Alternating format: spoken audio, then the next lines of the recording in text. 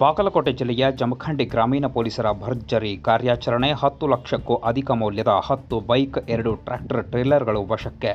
ಜಮಖಂಡಿ ತಾಲೂಕಿನ ಶಿರಗುಪ್ಪಿ ಗ್ರಾಮದ 3 ಕಳ್ಳರನ್ನು ಬಂಧಿಸುವಲ್ಲಿ ಬಾಗಲಕೋಟೆ ಜಿಲ್ಲೆಯ ಜಮಖಂಡಿ ಗ್ರಾಮೀಣ ಪೊಲೀಸ್ ಠಾಣೆಯ ಪೊಲೀಸರು ಯಶಸ್ವಿಯಾಗಿದ್ದಾರೆ.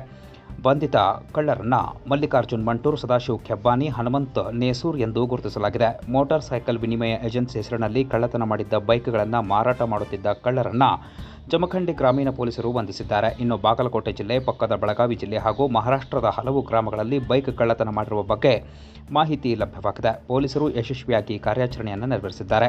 ಇನ್ನು ಕಳೆದ ನವೆಂಬರ್ 14, 2023ರಲ್ಲಿ ಬೀಳ್ಗಿ ತಾಲೂಕಿನ ಸೊಣ್ಣ ಗ್ರಾಮದಲ್ಲಿ ಬೈಕನ್ನು ಕದಿಯಲಾಗಿತ್ತು. ಈ ಪ್ರಕರಣದ ಹಿನ್ನೆಲೆಯಲ್ಲಿ ಕಳುವಾದ ಬೈಕ್ ಮಾಲೀಕ ವಿಠ್ಠಲ್ ಕಳ್ಳಿಮನಿ ಎನ್ನುವರು ಜಮಖಂಡಿ ಗ್ರಾಮೀಣ ಪೊಲೀಸ್ ಠಾಣೆಯಲ್ಲಿ ಪ್ರಕರಣವನ್ನು ದಾಖಲಿಸಿದರು.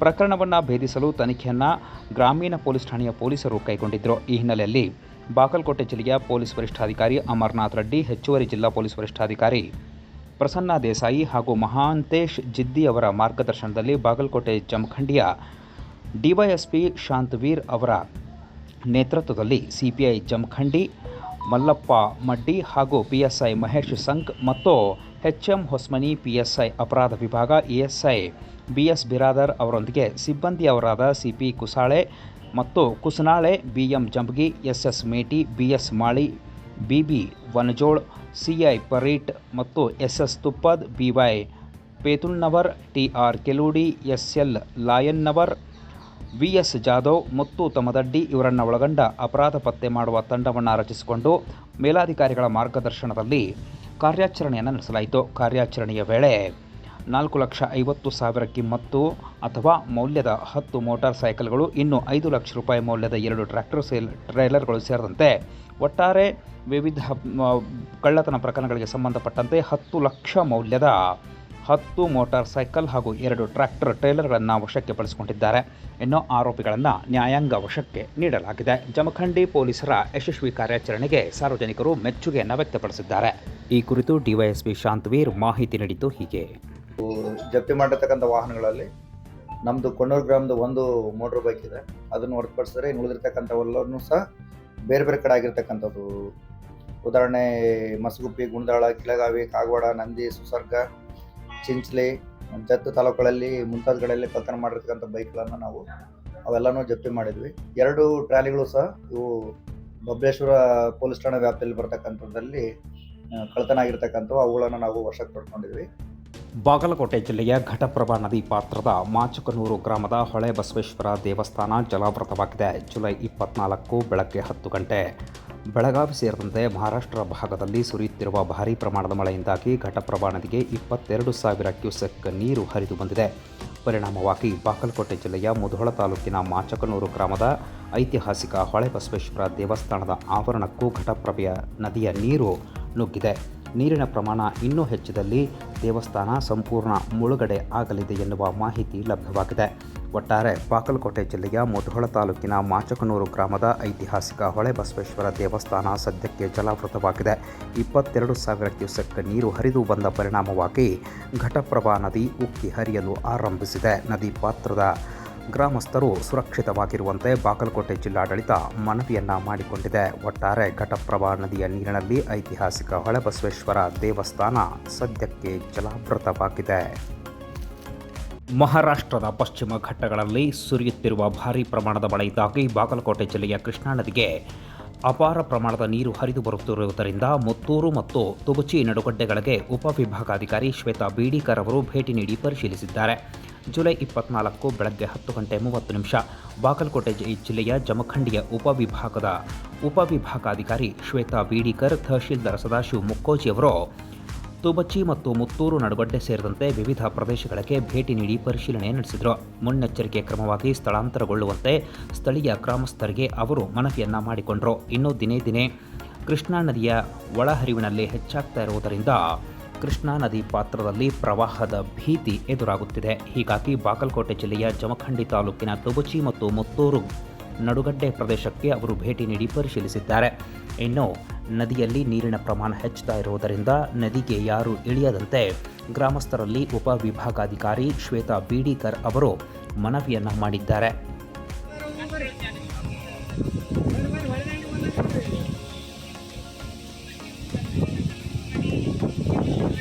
ಭ್ರಷ್ಟ ಅಧಿಕಾರಿಗಳ ವಿರುದ್ಧ ಕಠಿಣ ಕ್ರಮವನ್ನು ಜರುಗಿಸಿ ಎಂದು ಆಗ್ರಹಿಸಿ ಬಾಗಲಕೋಟೆಯಲ್ಲಿಂದು ಕರ್ನಾಟಕ ರಾಜ್ಯ ಮಾನವ ಹಕ್ಕುಗಳ ರಕ್ಷಣೆ ಮತ್ತು ಭ್ರಷ್ಟಾಚಾರ ನಿರ್ಮೂಲನಾ ಸಮಿತಿ ವತಿಯಿಂದ ಪ್ರತಿಭಟನೆಯನ್ನು ನಡೆಸಲಾಯಿತು.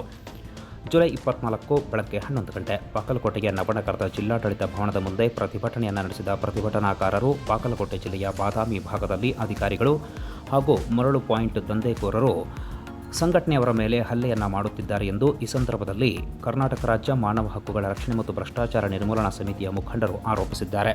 ಈ ಸಂದರ್ಭದಲ್ಲಿ ಮಾತನಾಡಿರುವ ರುದ್ರೇಶ್ ಅವರು, ಸ್ಥಳೀಯ ಅಧಿಕಾರಿಗಳು ಬಾದಾಮಿಯಲ್ಲಿ ಭ್ರಷ್ಟಾಚಾರವನ್ನು ನಡೆಸ್ತಾ ಇದ್ದಾರೆ. ಹೀಗಾಗಿ ಅವರ ವಿರುದ್ಧ ಕಠಿಣ ಕ್ರಮವನ್ನು ತೆಗೆದುಕೊಳ್ಳಬೇಕು. ದಲಿತರ ಮೇಲೆ ದೌರ್ಜನ್ಯವನ್ನು ನಡೆಸ್ತಾ ಇದ್ದಾರೆ. ಮಹಿಳೆಯರು, ಬಡವರು, ರೈತರ ಮೇಲೆ ದಬ್ಬಾಳಿಕೆಯನ್ನು ನಡೆಸ್ತಾ ಇದ್ದಾರೆ ಎಂದು ಆರೋಪಿಸಿದ್ದಾರೆ. ಇನ್ನು ಈ ಸಂದರ್ಭದಲ್ಲಿ ಅವರು ಮಾತನಾಡಿ ಮಾಹಿತಿ ನೀಡಿತು ಹೀಗೆ. ಬಾದಾಮಿ ತಾಲೂಕಿನಲ್ಲಿ ಭ್ರಷ್ಟ ಅಧಿಕಾರಿಗಳ ವಿರುದ್ಧ ಇದು ಒಂದು ಪ್ರತಿಭಟನೆ ಹಾಗೂ ಸಂಘಟನೆಯವರ ಮೇಲೆ ಪದೇ ಪದೇ ಹಲ್ಲೆ ಆಗುತ್ತಾ ಇರುವುದು ಹಾಗೂ ಬಡವರು, ರೈತರ ಹಣವನ್ನು ಮತ್ತು ತಹಸೀಲ್ದಾರ್ ಸಾಹೇಬಿನ ನೇತೃತ್ವದಲ್ಲಿ ಎಲ್ಲ ಲೂಟಿ ಆಗ್ತಾ ಇದೆ. ಅದು ಬರಗಾಲ ಪೀಡಿತ ಪ್ರದೇಶದ ಅಮೌಂಟನ್ನು ಅಧಿಕಾರಿಗಳ ಇದಕ್ಕೆ ಖಾತೆಯಲ್ಲಿ ಸೇರ್ತಾ ಇದೆ. ಆದರೆ ಬಡವರು ಮತ್ತು ರೈತರು ಮತ್ತು ದಲಿತರ ಹಣವನ್ನು ಮುಟ್ತಾ ಇಲ್ಲ. ಅದೇ ಬಾಗಲಕೋಟೆಯ ನವನಗರದ ಜಿಲ್ಲಾ ಆಸ್ಪತ್ರೆಯ ಸಭಾಂಗಣದಲ್ಲಿ ವಿಶ್ವ ಮೆದುಳು ದಿನಾಚರಣೆ ಕಾರ್ಯಕ್ರಮವನ್ನು ಆಯೋಜನೆ ಮಾಡಲಾಗಿತ್ತು. ಜುಲೈ 24 ಬೆಳಗ್ಗೆ 11 ಗಂಟೆ 45 ನಿಮಿಷದ ಸಂದರ್ಭ ಬಾಗಲಕೋಟೆಯ ನವನಗರದ ಜಿಲ್ಲಾ ಆಸ್ಪತ್ರೆಯ ಸಭಾಂಗಣದಲ್ಲಿ ಜಿಲ್ಲಾಡಳಿತ, ಜಿಲ್ಲಾ ಪಂಚಾಯಿತಿ, ಜಿಲ್ಲಾ ಆರೋಗ್ಯ ಮತ್ತು ಕುಟುಂಬ ಕಲ್ಯಾಣ ಇಲಾಖೆ, ಜಿಲ್ಲಾ ಆಸ್ಪತ್ರೆ, ಬ್ರೈನ್ ಹೆಲ್ತ್ ಕ್ಲಿನಿಕ್ ಸಹಯೋಗದಲ್ಲಿ ಹಮ್ಮಿಕೊಂಡ ವಿಶ್ವ ಮೆದುಳು ದಿನಾಚರಣೆ ಕಾರ್ಯಕ್ರಮದಲ್ಲಿ ಉಪನ್ಯಾಸವನ್ನು ನೀಡಿದ ಜಿಲ್ಲಾ ಆಸ್ಪತ್ರೆಯ ತಜ್ಞ ವೈದ್ಯ ಡಾಕ್ಟರ್ ವಿಕಾಸ್ ಪರ್ವತೀಕರ್ ಅವರು ನಿಯಮಿತ ವ್ಯಾಯಾಮ, ನಿದ್ರೆ, ಪೌಷ್ಟಿಕ ಮತ್ತು ಸಮತೋಲನ ಆಹಾರ ಸೇವನೆ ಮಾಡುವ ಮೂಲಕ ಮೆದುಳಿನ ಆರೋಗ್ಯವನ್ನು ಸದೃಢವಾಗಿಟ್ಟುಕೊಳ್ಳಬೇಕು ಅಂತ ಹೇಳಿದರು. ಇನ್ನು ಮಾನಸಿಕವಾಗಿ ಸಕ್ರಿಯವಾಗಿ ಇರಬೇಕಾದಲ್ಲಿ ಮೆದುಳಿನ ಆರೋಗ್ಯ ಮುಖ್ಯವಾಗಿದೆ. ಮೆದುಳಿನ ಆರೋಗ್ಯ ಮತ್ತು ತಡೆಗಟ್ಟುವಿಕೆ ಎಂಬುದು ಈ ವರ್ಷದ ಘೋಷವಾಕ್ಯವಾಗಿದೆ ಅಂತ ಹೇಳಿದರು. ಮೆದುಳು ಆರೋಗ್ಯ ಮತ್ತು ಆರೈಕೆಯನ್ನು ಜಾಗತಿಕ ಅಭಿಯಾನವಾಗಿ ನಡೆಸಲಾಗುತ್ತಿದೆ. ಮೆದುಳು ಆರೋಗ್ಯದ ಕುರಿತು ಇರುವ ತಪ್ಪು ಕಲ್ಪನೆಗಳು ಮತ್ತು ಹಿಂಜರಿಕೆಯಿಂದ ಹೊರಬರಬೇಕು. ಮೆದುಳು ಆರೋಗ್ಯವು ಮೂಲಭೂತ ಹಕ್ಕಾಗಿದ್ದು ಸಮಸ್ಯೆಯನ್ನು ಮುಚ್ಚಿಡದೆ ವೈದ್ಯರ ಬಳಿ ಹಂಚಿಕೊಳ್ಳಬೇಕು. ಬಹುತೇಕ ನರರೋಗಗಳನ್ನು ಪ್ರಾರಂಭಿಕ ಹಂತದಲ್ಲಿಯೇ ಪತ್ತೆ ಹಚ್ಚಿ ಪರಿಣಾಮಕಾರಿ ಚಿಕಿತ್ಸೆ ಮತ್ತು ನಿರ್ವಹಣೆಯಿಂದ ರೋಗ ಉಲ್ಬಣ ತಡೆಗಟ್ಟಬಹುದಾಗಿದೆ ಅಂತ ಹೇಳಿದರು. ಎಸ್ ನಿಜಲಿಂಗಪ್ಪ ವೈದ್ಯಕೀಯ ಮಹಾವಿದ್ಯಾಲಯದ ಅಂಗರಚನಾಶಾಸ್ತ್ರ ವಿಭಾಗದ ಪ್ರೊಫೆಸರ್ ಡಾಕ್ಟರ್ ಮಂಜುಳಾ ಶೀಲ್ವಂತರ್ ತಮ್ಮ ತಂಡದೊಂದಿಗೆ ಮೆದುಳಿನ ಅಂಗರಚನೆಯ ಕಾರ್ಯನಿರ್ವಹಣೆಯ ಬಗ್ಗೆ ಜನಸಾಮಾನ್ಯರಿಗೆ ಮೆದುಳಿನ ಮಾದರಿ ತೋರಿಸುವ ಮೂಲಕ ವಿವರಣೆಯನ್ನು ನೀಡಿದರು.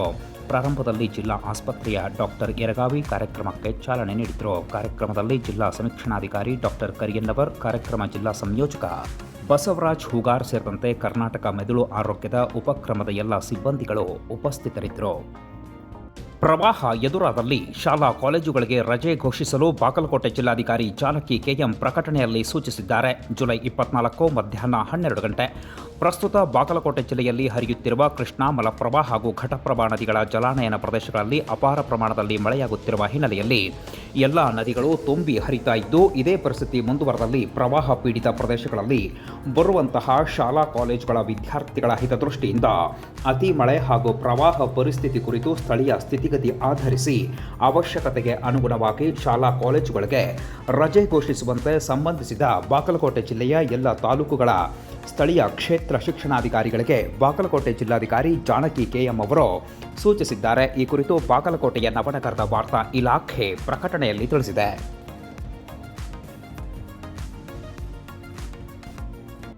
ಬಾಗಲಕೋಟೆ ಜಿಲ್ಲೆಯ ಘಟಪ್ರಭಾ ನದಿಗೆ ಹರಿದು ಬಂದ 22,000 ಕ್ಯೂಸೆಕ್ ನೀರು ಬೂದಿಹಾಳ ಮಧ್ಯದ ಹಳೆಯ ರಸ್ತೆಯ ಸಂಪರ್ಕ ಸೇತುವೆ ಜಲಾವೃತಗೊಂಡಿರುವ ಸೇತುವೆ ಮೇಲೆ ವಾಹನಗಳನ್ನು ಓಡಿಸುವ ಸಾಹಸಕ್ಕೆ ಕೈ ಹಾಕುತ್ತಿರುವ ಸ್ಥಳೀಯರು. ಜುಲೈ 24 ಮಧ್ಯಾಹ್ನ 12 ಗಂಟೆ ಮಹಾರಾಷ್ಟ್ರದ ಪಶ್ಚಿಮ ಘಟ್ಟಗಳಲ್ಲಿ ಸುರಿಯುತ್ತಿರುವ ಮಳೆಯಿಂದಾಗಿ ಬಾಗಲಕೋಟೆ ಜಿಲ್ಲೆಯ ಕೃಷ್ಣೆ, ಘಟಪ್ರಭಾ, ಮಲಪ್ರಭಾ ನದಿಗಳು ತುಂಬಿ ಹರಿಯುತ್ತಿವೆ. ಅದರಲ್ಲೂ ಘಟಪ್ರಭಾ ನದಿಗೆ 22,000 ಕ್ಯೂಸೆಕ್ ನೀರು ಹರಿದು ಬಂದಿದೆ. ಹೀಗಾಗಿ ಬಾಗಲಕೋಟೆ ಜಿಲ್ಲೆಯ ಬೀಳಗಿ ತಾಲೂಕಿನ ಅನಗವಾಡಿ, ಬೂದಿಹಾಳ ಮಧ್ಯದ ಹಳೆಯ ರಸ್ತೆ ಸಂಪರ್ಕ ಸೇತುವೆ ಜಲಾವೃತವಾಗಿದೆ. ಸೇತುವೆ ಮೇಲೆ ಮೊಳಕಾಲವರೆಗೆ ನೀರು ಹರಿದು ಬರುತ್ತಿರುವುದರಿಂದ ಅನಗವಾಡಿಯಿಂದ ಬೂದಿಹಾಳ, ಕುಂದರ್ಗಿ, ಕಾತರ್ಕಿ ಗ್ರಾಮಗಳ ಸಂಪರ್ಕ ಕಟ್ ಆಗಿದೆ. ಆದರೆ ಬೇರೆ ಮಾರ್ಗದಿಂದ ಹೋಗಬೇಕಂದ್ರೆ 20 ಕಿಲೋಮೀಟರ್ನಷ್ಟು ದೂರವಾಗುತ್ತದೆ. ಹೀಗಾಗಿ ಜನರು ಮುಳುಗಿರೋ ಸೇತುವೆಯಲ್ಲಿಯೇ ಬೈಕ್ ಮೂಲಕ ಹಾಯ್ದು ಹೋಗುವ ದುಸ್ಸಾಹಸಕ್ಕೆ ಕೈ ಹಾಕ್ತಾ ಇದ್ದಾರೆ. ಜೀವದ ಜೊತೆ ಚೆಲ್ಲಾಟವನ್ನು ಆಡ್ತಾ ಇದ್ದಾರೆ. ಬೈಕ್ ಹಾಗೂ 4 ಚಕ್ರದ ವಾಹನಗಳನ್ನು ಸೇತುವೆ ಮೇಲೆಯೇ ಓಡಿಸಿಕೊಂಡು ಹೋಗುವ ದೃಶ್ಯಾವಳಿಗಳು ಕೂಡ ಕಂಡುಬರುತ್ತಿವೆ. ಬಾಗಲಕೋಟೆ ಜಿಲ್ಲಾಡಳಿತ ಈಗಾಗಲೇ ನದಿಗೆ ಇಳಿಯದಂತೆ ಸಾರ್ವಜನಿಕರು ಮುನ್ನೆಚ್ಚರಿಕೆ ಕ್ರಮಗಳನ್ನು ತೆಗೆದುಕೊಳ್ಳಬೇಕು ಎಂದು ಜಿಲ್ಲಾಡಳಿತ ಮನವಿಯನ್ನು ಕೂಡ ಮಾಡಿದೆ. ಆದರೂ ಲೆಕ್ಕಿಸದೆ ಮುಳುಗಿರುವ ಸೇತುವೆ ಮೇಲೆ ವಾಹನಗಳನ್ನು ಓಡಿಸ್ತಾ ಇದ್ದಾರೆ. ಇನ್ನು ಘಟಪ್ರಭಾ ನದಿಗೆ ಅಪಾರ ಪ್ರಮಾಣದ ನೀರು ಹರಿದು ಬಂದಿರುವುದರಿಂದ ನದಿ ಪಾತ್ರದಲ್ಲಿರುವ ಸುಮಾರು 500ಕ್ಕೂ ಹೆಚ್ಚು ಹೆಕ್ಟೇರ್ ಪ್ರದೇಶದಲ್ಲಿ ಬೆಳೆದ ಕಬ್ಬು ಜಲಾವೃತವಾಗುವ ಭೀತಿ ಕೂಡ ಎದುರಾಗಿದೆ. ಒಟ್ಟಾರೆ ಘಟಪ್ರಭಾ ನದಿಗೆ ಅಪಾರ ಪ್ರಮಾಣದ ನೀರು ಹರಿದು ಬರುತ್ತಿರುವುದರಿಂದ ಪ್ರವಾಹದ ಭೀತಿ ಎದುರಾಗುತ್ತಿದೆ.